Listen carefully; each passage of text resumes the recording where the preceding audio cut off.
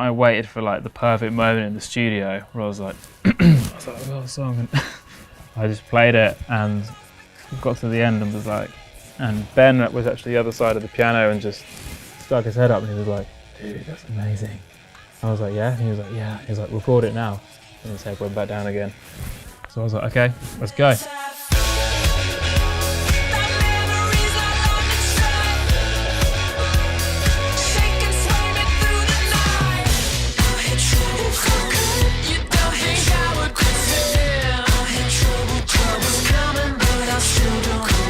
Trouble's Coming was our eureka moment.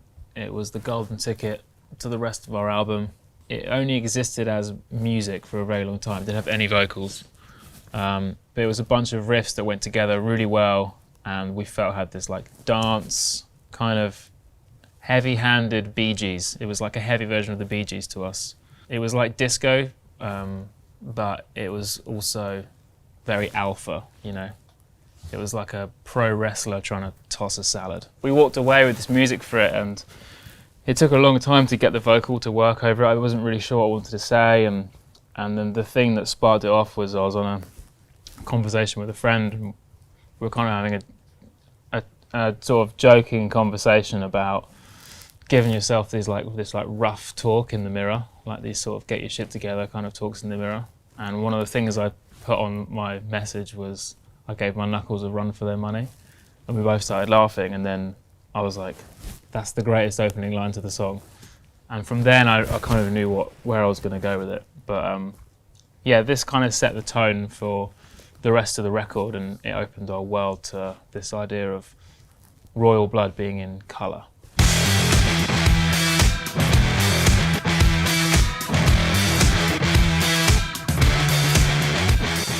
Oblivion was right at the end of the process. I think at the time of writing, we felt like we had our album complete. So it was, to us, it was this bonus jam we had going on. But the more and more we developed it, we realised it was turning into this, yeah, almost like the missing piece of the puzzle, really, because it had a very danceable aspect to it, but there was something very reminiscent of where we began as a band as well. It was very simple, and it was also, I think we really enjoyed like how brutal the arrangement was. Like nothing hangs around. Like the minute you even think you're going to get bored of hearing something, it changes, and it's all over very quickly. Bit like our attention span. It is. That, isn't it? Oblivion is what our attention span sounds like.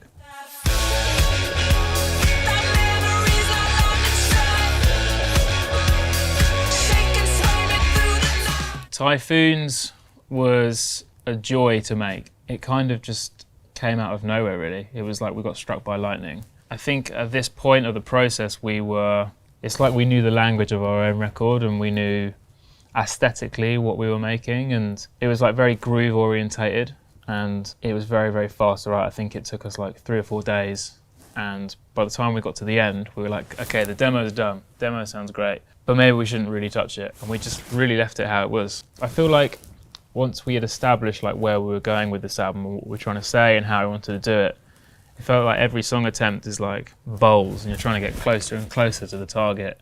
And I think when we were at Typhoons, it was like a bullseye moment for the record. I felt like lyrically I had hit the nail on the head with what I've been trying to say, and I think the vibe of it was just so fun and so colourful as well. It felt like rainbows were coming out of the speakers. I think the backdrop of a lot of these songs, and Typhoons in particular, was their music was so euphoric and danceable and fun. It almost gave me more of a license to be more vulnerable and more confidence to be more revealing, because it felt like there was something protecting me, and something you wouldn't necessarily hear straight off the bat. It was it's an odd counterpoint on paper, because usually songs of that nature are usually singing about, I don't know, dancing or having fun, whereas it's like at face value that song's like pretty feel good until you really listen to what is being said, and it's like, Jesus.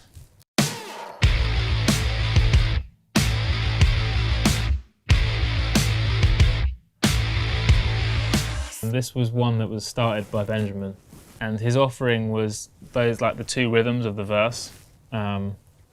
I don't know, what do you call it? polyrhythm, is that what it's called? It's two things that rhythmically don't match up. I should know. I don't know what it's called, but he had the and I was just like, that's so. It was so hypnotizing in a Zeppelin way, but also sounded so modern. And I think in moments like that, I always am very careful about what I'm going to do. So instead of really adding anything, I just picked one note. Because we love the idea of just playing that intro over and over again without me saying anything. But obviously at some point we had to turn it into a song. I think the first thing that came out at the end, I was almost like a come together, our turnaround. And I think I just came out here, I was like, who needs friends? And that song's really about, the kind of how you can isolate yourself through paranoia and how you can, for me, I came to a point in my life where I didn't trust anyone and I was cutting everyone out. And at one point in my life, I really, that even extended to my friends where I didn't want anyone and I didn't trust anyone. Also, as soon as I sang it, Ben started laughing and I was like, it's a good sign. We're always trying to make each other laugh. What tickled you? Just the line, who needs friends? It was like, is that a question or is that a statement? And I've decided it's a statement. It's good when it's a punchline that's funny without a lead up.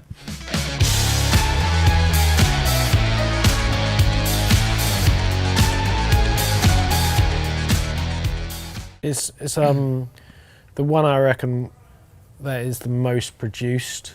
Yeah, it's the most like studio record we've made. And probably the widest we've gone sonically with a tune. We've got like an arpeggio going through that and it's like synths and stuff, isn't it? Vocoder bit at the end. So it was the one where we're really searching for, where we could go and how far we could go with this album with those kind of sounds. I think the meaning of the song became clear for us when I think we realised it was like the first love song we've ever had, and for me that's quite a vulnerable thing to do. It's the first time I've done that. But again, I think the backdrop to the music I was so confident in, it allowed me to like take that step forwards and be a little bit more revealing.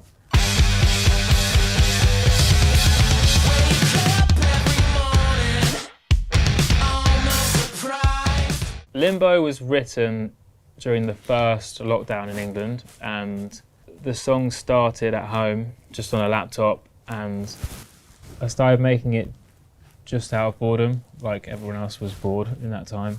I ended up, after 2 weeks, going into our studio where we work out of and developing this idea, and I think because I didn't have the band in mind, it allowed me to kind of push the boundaries a lot more.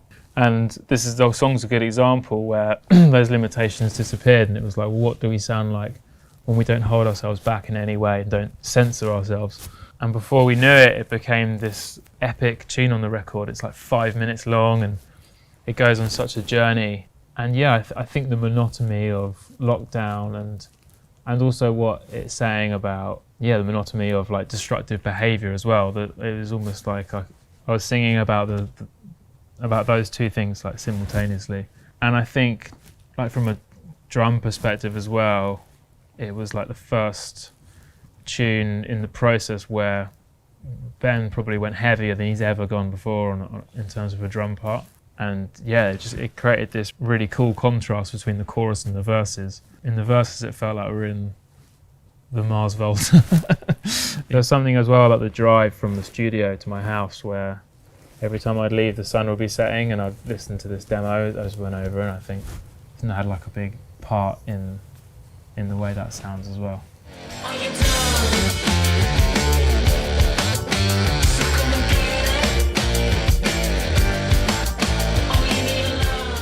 Either You Want It is an interesting one. This is a song that we composed around the piano based on this drum beat that kind of sounded like what's that track? It was like New York, wasn't it? Yeah, it's kind of like that. Yeah. Ben had this idea for this drum beat. It was almost like music, like the full Monty or something. Yeah. It was very 3, 4. Yeah. So it was almost like this Motowny, like slow thing. And again, like we weren't like this is going on the record. We were just kind of just messing about. And we had the basic structure of the song, but it was all around the piano and it was all really slow. And on another writing session, we started playing around with the riff that's in the song now. And suddenly I realised I was like subconsciously drawing from this other song we had written, which was like 3 times the speed, higher, and it was like this song was sleeping. It's always fun writing in that time signature as well. Yeah. Riffs sound massive in it, don't they? And it's just it's fun to play along with. It's got a good feel to it, yeah.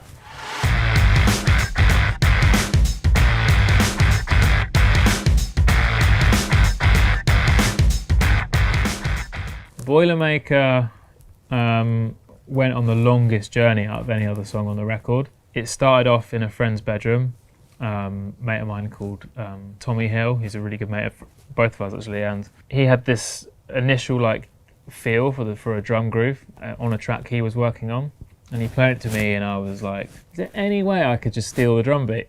Because I think that's got something really cool to it. And eventually I convinced him. He was like, oh, go on then.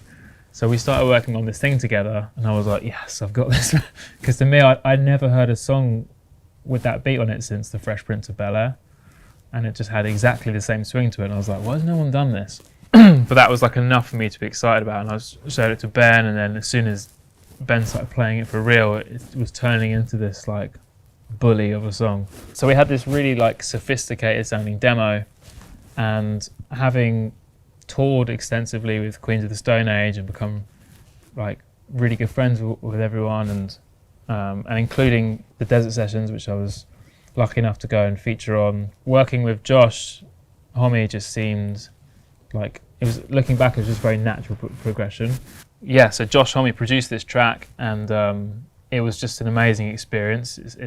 He's someone we've always wanted to work with, and I think it was the perfect song. We had these pieces to the puzzle that we were so excited about, but we really didn't know how to put them together. And he really helped us with the arrangement of this song. And when he first suggested how he saw it going together, we were like, what? And it just seemed so backwards and sporadic. And yeah, it was a real moment capturing that song together. I remember when the drum sound first got pulled up on the desk and Ben was playing, and me and Josh just looked at each other and just hugged. We were like,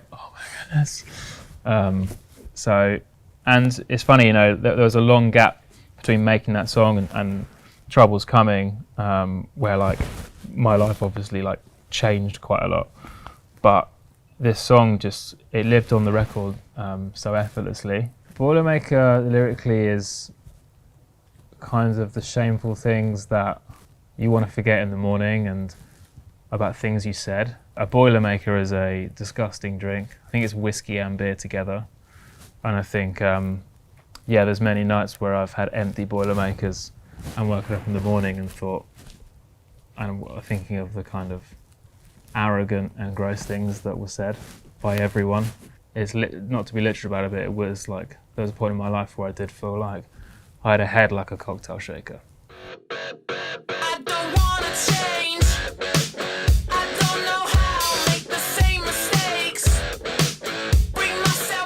Started as an instrumental with just you singing Mad Visions for like 4 weeks over the same bit of music. And it just, for me, when Mike played it, the groove was just wicked, and then it kind of builds up like a dance track, and when the chorus dropped, yeah, it felt like a dance track. It felt like Dua Lipa could be singing over it, kind of thing. I think it was the most testing song in the process. We were like, well, we were listening back and we were like, wow, we really are doing what we want to do on this record, because it doesn't adhere to anything we've done before.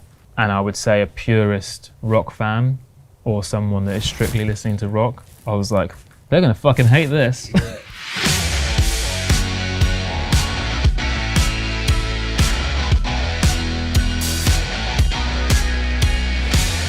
I think it's the first time I've written a song for someone else who was going through a really difficult time. Like most of our songs, it started with the main riff, and I think it's the first time I've like stumbled across a riff that felt really positive and it felt really euphoric. Yeah, suddenly I felt like, oh, this feels good, and it feels like an uplifting song, and I don't think we have anything like that. Then like the message of like yeah, like being there for someone and letting them know that they're not alone. Yeah, we love playing it. Like also the initial name for it was like Zeppelin riff over disco beat, just because I think the when it hit like the verse, I felt like I was at least pretending to be Jimmy Page in like a disco band.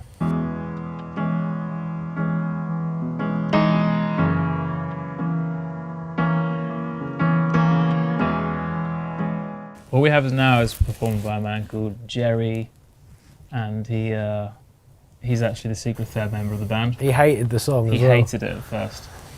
But he did a great job. Yeah.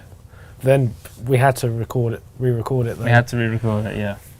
And you did it, didn't you? You did the piano. So all we have is now was a song that I had in my back pocket, but it certainly didn't belong on a Raw Blood album. I was almost like a little bit embarrassed to like play it to anyone. I was like, is this, because it was just felt, I'm like hiding behind nothing. It's just me and the piano.